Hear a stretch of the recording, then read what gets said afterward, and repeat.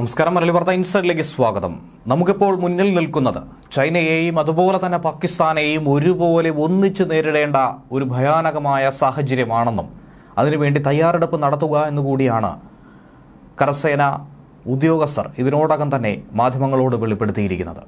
ഇതിനിടയിൽ പാകിസ്ഥാന് ഒന്നിനു പിറകെ മറ്റൊന്നായി തിരിച്ചടി ഇന്ത്യ ഇപ്പോഴും നൽകിക്കൊണ്ടിരിക്കുന്നു. ഓപ്പറേഷൻ സിന്ദൂർ അത് അവസാനിച്ചിട്ടില്ല. അതിൻ്റെ അലയൊലികൾ പല മേഖലകളിലായി പല സാഹചര്യങ്ങളിലായി പാകിസ്ഥാൻ അനുഭവിച്ചു കൊണ്ടിരിക്കുകയാണ്. ബലൂചിസ്ഥാൻ ആകട്ടെ പാകിസ്ഥാന്റെ കഴുത്തിന് പിടിക്കുന്ന കാഴ്ച.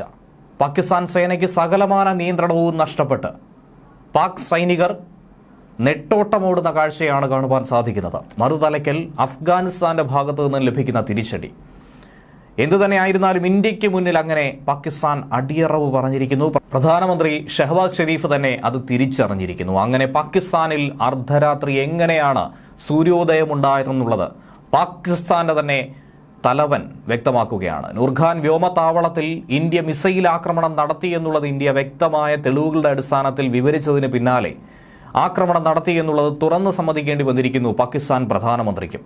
റാവൽപിണ്ടിയിലാണ് നൂർഖാൻ വ്യോമതാവളമുള്ളത്.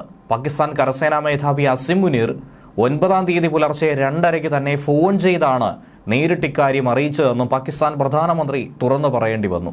തൊട്ടുപിറകെ ഏവരും ഒരേ സ്വരത്തോടെ അവിടെ പതിച്ച പാകിസ്ഥാനിൽ അർദ്ധരാത്രി സൂര്യനുദിപ്പിച്ച ഇന്ത്യയുടെ ബ്രഹ്മാസ്ത്രത്തിന്റെ കഥയാണ്, ചരിത്രമാണ് ചികഞ്ഞുകൊണ്ടിരിക്കുന്നത്. അങ്ങനെ ഓപ്പറേഷൻ സിന്ദൂറിലെ മിന്നും താരമായി മാറി വളരെ സൂക്ഷ്മവും മാരകവുമായ പാകിസ്ഥാനിലെ ലക്ഷ്യങ്ങളിൽ പ്രയോഗിക്കാൻ ആവശ്യമായി ഉതകുന്ന അനാവശ്യ നാശം ഒഴിവാക്കി കൃത്യമായി തന്നെ മേഖലയെ ലക്ഷ്യത്തെ കൈവരിക്കാൻ കഴിയുന്ന ബ്രഹ്മോസ് ഏറെ വ്യത്യസ്തനായി മാറുകയാണ്.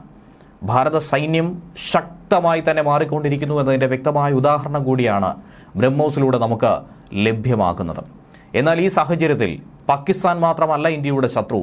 പാകിസ്ഥാനെ ഇന്ന് നേരിടേണ്ടി വന്ന ഒരു സാഹചര്യം പോലെ ഭാവിയിൽ ചൈനയെയും നേരിടേണ്ടി വരുമെന്നുള്ള വ്യക്തമായ ഒരു സൂചനയാണ് ലഭ്യമാകുന്നത്. പാകിസ്ഥാനെതിരെയുള്ള പ്രത്യാക്രമണത്തിലും പ്രതിരോധത്തിലുമൊക്കെ ഭാരതം മികച്ച പ്രകടനം കാഴ്ചവെച്ചിട്ടുണ്ട്.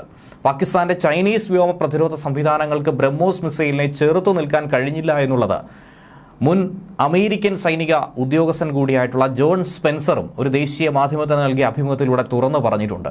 ചൈനീസ് വ്യോമ പ്രതിരോധ സംവിധാനത്തിന്റെ പോരായ്മ തന്നെയാണ് അതിലൂടെ എടുത്തുകാട്ടുന്നത്. ഓപ്പറേഷൻ സിന്ദൂറിലൂടെ പ്രതിരോധ മേഖലയിലെ മേധാവിത്വം ഇന്ത്യ തുറന്നു കാണിക്കുകയും ചെയ്തു. ഭാരത പ്രതിരോധ സംവിധാനങ്ങൾ ഏറെ മികച്ചതാണ്. അതിലുപരി ഇന്ത്യയുടെ പ്രത്യാക്രമണത്തിന്റെ ശേഷി, അതിന്റെ തോത് അതും എത്രത്തോളമാണെന്നുള്ളത് പ്രധാനമന്ത്രി തന്നെ തുറന്നു പറഞ്ഞിരിക്കുന്നു. ഷഹബാസ് ഷെരീഫ് പാകിസ്ഥാനിൽ എപ്പോൾ വേണമെങ്കിലും എവിടെയും ആക്രമണം നടത്താൻ ഇന്ത്യക്ക് കഴിയുമെന്ന് ഇതിലൂടെ തെളിയിച്ചിരിക്കുന്നു. പാകിസ്ഥാനിൽ ആക്രമണം നടത്താൻ ഡ്രോണുകളും അതിവേഗ മിസൈലുകളും തകർക്കാനുമൊക്കെ നിഷ്പ്രയാസം ഭാരതത്തിന് ഇന്ന് സാധിക്കും.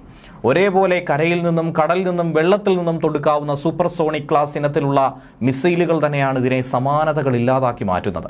ശബ്ദത്തിന്റെ 2.5 മുതൽ 3.5 ഇരട്ടി വേഗത്തിൽ പായുന്നതിനാൽ ലക്ഷ്യത്തെ ഭസ്മമാക്കുന്നത് അതിമാരകമായി തന്നെ ആയിരിക്കും. കൈനറ്റിക് എനർജി സിദ്ധാന്തത്തിലൂടെ ഇത് പ്രവർത്തിക്കുന്നത് കൊണ്ട് തന്നെ കൂടുതൽ ഊർജം കൈവരിക്കാനായി ഇതിന് സാധിക്കുന്നുണ്ട്.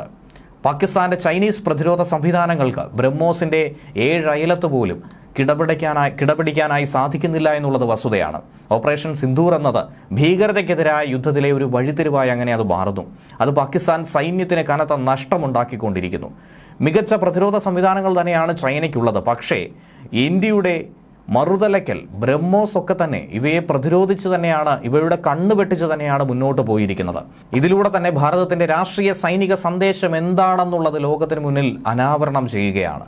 ഇനിയുള്ള കാലത്ത് ഈ ഓപ്പറേഷനെ കുറിച്ച് ഏവരും ഏറ്റെടുത്ത് പാടും. ഭീകരതയ്ക്കെതിരെ പോരാടുന്ന മറ്റു രാജ്യങ്ങൾക്ക് ഇന്ത്യ മാതൃകയായി മാറും.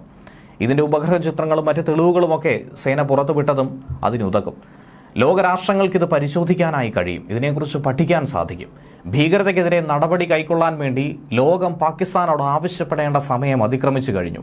രണ്ടു പക്ഷത്തും നിൽക്കുന്ന പാകിസ്ഥാന്റെ സമീപനം അതിന് തന്നെയാണ് അറുതി വരുത്തേണ്ടത്. ഇക്കൂട്ടത്തിൽ പാകിസ്ഥാനുമായിട്ടുള്ള മുൻകാല സംഘർഷ സാധ്യതകളിൽ നിന്നും വളരെ വ്യത്യസ്തമായി പഹൽഗാം ഭീകരാക്രമണത്തിന് ശേഷമുള്ള സംഘർഷ സാഹചര്യവും ഓപ്പറേഷൻ സിന്ദൂറും മാറുന്നുവെന്നാണ് കേണൽ എസ് ഡിന്നി ഒരു അഭിമുഖത്തിലൂടെ വ്യക്തമാക്കിയത്. ഏഷ്യൻ ന്യൂസിന് കൊടുത്ത ഒരു പ്രത്യേക അഭിമുഖത്തിലൂടെയാണ് വളരെ പ്രാധാന്യമർഹിക്കുന്ന ഈ വിഷയം, പ്രത്യേകിച്ചും ഈ ഒരു സാഹചര്യവുമായി ചേർന്ന് നിൽക്കുന്ന സംഭവത്തെക്കുറിച്ച് വ്യക്തമായി വിവരിച്ചത്. ഈ പാകിസ്ഥാന്റെ ഭാഗത്തു നിന്നുമുണ്ടായ ഭീകരാക്രമണത്തിന് ശേഷം ഓപ്പറേഷൻ സിന്ദൂറും അതിൻ്റെ ചുവട് പിടിച്ചുള്ള സംഭവങ്ങൾക്കുമൊക്കെ വ്യക്തമായ വിവരണമായിരുന്നു കേണൽ ഡിന്നി തുടക്കം മുതൽ ഒടുക്കം വരെ നൽകുന്നത്. അദ്ദേഹമാണ് ചൈനയെയും പാകിസ്ഥാനെയും ഇനി നാം ഒന്നിച്ച് നേരിടേണ്ട സാഹചര്യം എന്നത് ഒരു സാങ്കല്പിക ചോദ്യമല്ലാതായി മാറിയെന്ന് വ്യക്തമാക്കുന്നത്. കാലാകാലങ്ങളായി ഇന്ത്യൻ സൈന്യം ഇത് മുൻകൂട്ടി തന്നെ കാണുന്നുണ്ട്, അതിൻ്റെ തന്ത്രങ്ങളും പ്ലാനുകളുമൊക്കെ ആസൂത്രണം ചെയ്യുന്നുണ്ടെന്നും അദ്ദേഹം വ്യക്തമാക്കി. ഏഷ്യാൻ ന്യൂസിൻ്റെ വാർ ആൻഡ് പീസ് എന്ന പ്രത്യേക അഭിമുഖ പരിപാടിയിലൂടെ ആയിരുന്നു ഇന്ത്യൻ ആർമിയുടെ രജ്പുത് റെജിമെന്റിൽ നിന്നും വിരമിച്ച കേണൽ ഡിന്നി വളരെ വ്യക്തമായി ഇതിനെക്കുറിച്ച് പറയുന്നത്. ചൈനയെയും പാകിസ്ഥാനെയും നേരിടാനുള്ള എല്ലാ സാഹചര്യങ്ങളും ഒത്തൊരുമിച്ച് വന്നിരിക്കുന്നു. കരുത്തിലും യുദ്ധതന്ത്രങ്ങളിലും നമ്മളേറെ മുന്നോട്ട് പോയിട്ടുണ്ട്. പാകിസ്ഥാനുമായിട്ടുള്ള മുൻകാല സംഘർഷ സാധ്യതകളിൽ നിന്നും ഏറെ വ്യത്യസ്തമായ ഒരു സാധ്യത തന്നെയാണ് പഹൽഗാം ഭീകരാക്രമണത്തിന് ശേഷമുള്ള ഇപ്പോഴത്തെ അവസ്ഥ. ഓപ്പറേഷൻ സിന്ദൂറിനെ കുറിച്ച് 100 നാവാണെന്ന് ലോകം ഏറ്റുപാടിക്കൊണ്ടിരിക്കുന്നത്. നമ്മുടെ സൈന്യത്തിന്റെ ഏകോപനത്തിലും കരുത്തിലും ആയുധത്തിലും ഒക്കെ എത്രത്തോളം നേട്ടം കൈവരിച്ചു എന്നുള്ളത് നമുക്ക് കാണാനായി സാധിച്ചിട്ടുണ്ട്. കാർഗിൽ യുദ്ധാനന്തരം നിലവിൽ വന്ന ചീഫ് ഓഫ് ഡിഫൻസ് സ്റ്റാഫ് എന്ന സിസ്റ്റം 3 സേനാ വിഭാഗങ്ങളെയും ശാസ്ത്രീയമായി ഏകോപിപ്പിക്കാനായി സഹായിക്കുന്നു. പൂർണ്ണമായും തദ്ദേശീയമായി നിർമ്മിച്ച ആയുധങ്ങൾ, വിദേശത്തു നിന്നും വാങ്ങിയ അത്യാധുനിക ആയുധങ്ങൾ, പ്രതിരോധ സിസ്റ്റങ്ങൾ എന്നിവയൊക്കെ തന്നെ ഇപ്പോഴത്തെ സാഹചര്യങ്ങളെ സവിശേഷമാക്കി മാറ്റുകയാണ്. അതിൽ ഏറ്റവും എടുത്തു പറയുന്ന ഒന്ന് തന്നെയാണ് റഷ്യയിൽ നിന്നും വാങ്ങിയ S-400ഉം അതുപോലെ തന്നെ ഇന്ത്യയുടെ സ്വന്തം എന്ന് എടുത്തു പറയാൻ സാധിക്കുന്ന ബ്രഹ്മോസ് ക്രൂയിസ് മിസൈലും. 1995 ബ്രഹ്മോസ് ക്രൂയിസ് മിസൈൽ തിരുവനന്തപുരത്ത് പിറവിയെടുക്കുന്നതെന്നുള്ള അഭിമാനകരമായ ഒരു കാര്യം കൂടി നമുക്ക് എടുത്തു പറയാവുന്നതാണ്. ബഹിരാകാശ സാങ്കേതിക വിദ്യയെ രാജ്യത്തിന്റെ പ്രതിരോധത്തിന് ഉപയോഗിക്കാൻ വേണ്ടിയിട്ടുള്ള പരിശ്രമം ഏതാനും വർഷങ്ങൾക്ക് മുന്നേ ഇന്ത്യ തുടങ്ങിവെച്ചതാണ്. ദീർഘശ്വാസം വിടാൻ പോലും എതിരാളികൾക്ക് സമയം കൊടുക്കുന്നതിന് മുൻപ് തന്നെ ഇന്ത്യയുടെ ഈ ബ്രഹ്മാസ്ത്രം ലക്ഷ്യമേതാണോ അതിനെ ഭേദിച്ച് ഭസ്മമാക്കി മാറ്റും. ഇന്ത്യയുടെ DRDOയും റഷ്യയുടെ മഷ്നോസ്ട്രീയും പങ്കാളിയായ ബ്രഹ്മോസ് കേരളത്തിലെ പൊതുമേഖലാ സ്ഥാപനമായ കെൽടെക്കിനെ പരിണമിപ്പിച്ചാണ് ISROയുടെ മികവിൽ പടുത്തുയർത്തിയത്. ഇന്ത്യയുടെ മിസൈൽമാനായ മുൻ രാഷ്ട്രപതി APJ അബ്ദുൽ കലാമിൻ്റെ പ്രമുഖ ഭൗതിക ബഹിരാകാശ ശാസ്ത്രജ്ഞൻ ഡോക്ടർ ശിവദാണി പിള്ളയുടെയും ഒരു സ്വപ്നം തന്നെയാണ് ഇതിലൂടെ സായുജ്യമായിരിക്കുന്നത്. 1995 ഡിസംബർ 5 ഇന്ത്യയും റഷ്യയും സംയുക്തമായി ഇങ്ങനെ ഒരു കമ്പനി സ്ഥാപിച്ചത്. നമ്മുടെ ബ്രഹ്മപുത്ര നദിയും മോസ്കോ നദിയും ചേർന്നപ്പോൾ വന്ന പേരാണ് ബ്രഹ്മോസ് എന്നുള്ളത്. 98 ഇന്ത്യക്കായി APJ അബ്ദുൽ കലാം ഇതിൽ ഒപ്പിട്ടു കരാറിനായി. പിന്നീട് ഇന്ത്യയുടെ റോക്കറ്റിംഗ് ചരിത്രത്തിലെ കുറേയധികം കിതപ്പുകൾക്ക് ശേഷം ഇത് വികസിപ്പിച്ചെടുത്തു. 2005 നാവികസേന, 2007 കരസേന, ഒടുവിൽ സുഖോയിയുടെ ചിറകിലേറി 2019 ഇന്ത്യൻ എയർഫോഴ്സും ഈ സൂപ്പർസോണിക് മിസൈലിനെ സ്വീകരിച്ചു. 10 മീറ്ററിലും 5 മീറ്ററിലും വരെ കൃത്യതയോടെ ലക്ഷ്യം ഭേദിക്കാനായി ഇതിന് സാധിക്കും. ഏറ്റവും ഒടുവിൽ പാകിസ്ഥാനിലും അതുതന്നെയാണ് ചെയ്തിരിക്കുന്നത്.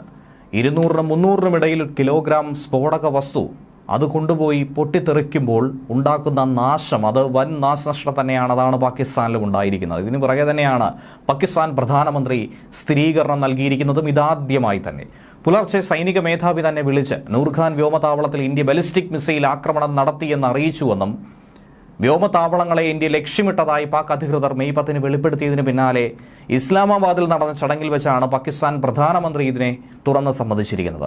ഇന്ത്യയുടെ ആക്രമണത്തിൽ പാകിസ്ഥാൻ വ്യോമതാവളങ്ങൾക്ക് കാര്യമായ നാശനഷ്ടമുണ്ടായി എന്നുള്ള സാറ്റലൈറ്റ് ദൃശ്യങ്ങൾ നേരത്തെ പുറത്തു വന്നിരുന്നു.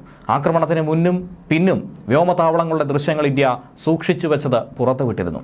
ഇന്ത്യയുമായി ചർച്ചയ്ക്ക് തയ്യാറാണെന്ന് കഴിഞ്ഞ ദിവസം ഷഹബാസ് ഷെരീഫ് തന്നെ വ്യക്തമാക്കിയിരുന്നു. ഒരു മേശയ്ക്കപ്പുറം ഇരുന്ന് ഇരു രാഷ്ട്രങ്ങളും പ്രശ്നങ്ങൾ പരിഹരിക്കണമെന്നാണ് പാക് പ്രധാനമന്ത്രിയുടെ അഭ്യർത്ഥന. 3 യുദ്ധങ്ങൾ നടത്തിയിട്ടും ഇരു രാജ്യങ്ങൾക്കും ഒന്നും നേടാൻ കഴിഞ്ഞില്ല എന്നുള്ള ഏറ്റവും വൈകിയുള്ള തിരിച്ചറിവ് ഷഹബാസ് ഷെരീഫിന് ഇപ്പോഴാണ് ലഭ്യമായത്. കശ്മീർ വിഷയം ഉൾപ്പെടെയുള്ളവ ചർച്ചയിലൂടെ പരിഹരിക്കാൻ സാധിക്കുമെന്നും പ്രശ്നങ്ങൾ പരിഹരിക്കാതെ സമാധാനം പുനഃസ്ഥാപിക്കാൻ എങ്ങനെ കഴിയുമെന്നുമാണ് പാക് പ്രധാനമന്ത്രിയുടെ രോദനം. പഹൽഗാം ഭീകരാക്രമണത്തെ തുടർന്നാണ് ഇന്ത്യ പാകിസ്ഥാനിൽ ഓപ്പറേഷൻ സിന്ദൂർ ആരംഭിക്കേണ്ടി വന്നത്. പാകിസ്ഥാന്റെ അഭ്യർത്ഥനയെ തുടർന്ന് പിന്നീട് വെടിനിർത്തലിന് ഇന്ത്യ തയ്യാറാവുകയും ചെയ്തു. ഓപ്പറേഷൻ സിന്ദൂർ അവസാനിച്ചിട്ടില്ലെന്നും അവസാന ഭീകരരെ വരെ തുലച്ചു നീക്കുമെന്നുമാണ് ഇന്ത്യൻ പ്രതിരോധ മന്ത്രി രാജ്നാഥ് സിംഗും ഇതിനോടകം തന്നെ വ്യക്തമാക്കിയിട്ടുള്ളത്. പാകിസ്ഥാനിൽ ബ്രഹ്മോസ് മിസൈൽ ഉപയോഗിച്ച് ആക്രമണം നടത്തിയെന്ന് കഴിഞ്ഞ ദിവസം തന്നെ പ്രതിരോധ മന്ത്രിയുടെ സ്ഥിരീകരണവും ഉണ്ടായിരുന്നു. ഇതുകൂടാതെ സിന്ധു നദീജല കരാർ മരവിപ്പിച്ചതിന് പിറകെ നദിയിലെ കനാലുകൾ നവീകരിക്കാനുള്ള നടപടി ഇന്ത്യ ആരംഭിച്ചിട്ടുണ്ട്. അതും പാകിസ്ഥാനെ സംബന്ധിച്ച് വലിയൊരു തിരിച്ചടി തന്നെയാണ്. പാകിസ്ഥാൻ ഇതിനെയും ശക്തമായി തന്നെ എതിർക്കുകയാണ്. ഏതു വിധേനയും പാകിസ്ഥാനെ വിഷമിപ്പിക്കാതെ പാകിസ്ഥാന് വെള്ളം നൽകണമെന്നുള്ള അതിയായ അഭ്യർത്ഥന തന്നെയാണ് മുന്നോട്ട് വച്ചിരിക്കുന്നത്. ന്യൂസ് ഡെസ്ക് മലയാളി വാർത്ത ഇൻസൈറ്റ്.